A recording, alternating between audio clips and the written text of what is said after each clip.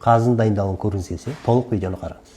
Бүгінгі жылқының қазысы семіз, жақсы. Жуан бармақ, екі ел болып болады жоғасы. Соны қабырғасынан алып, ішекке саламыз.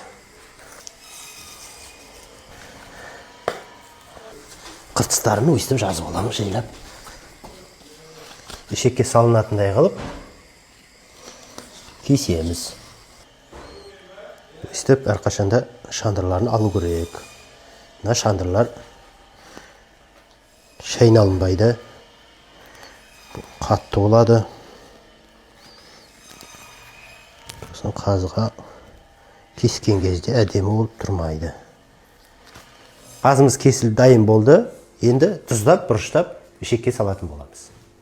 Ішекті осылай жақсылап мұздай сумен жуамыз.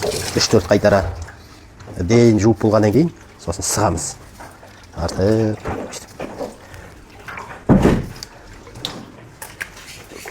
Ішегіміз жуып келдік, тұз бұрышымыз дайын. Енді ішекке салудың процесін бастаймыз. Жақсылап осылай тұзды молырақ аламыз. Әбден араластырамыз.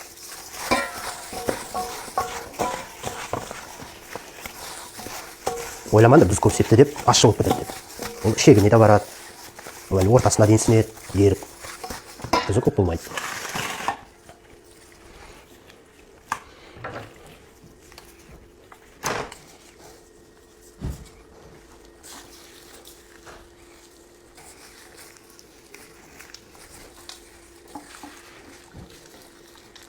Қазыны екінші жағын байлайтын кезде жұрттар бейт нығыздап тастайды. Нығыздауға болмайды, ішек жарылып кетеді.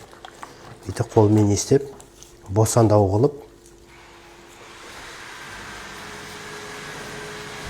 ішек бос болған жақсы. Қазының пісуіне жақсы болады.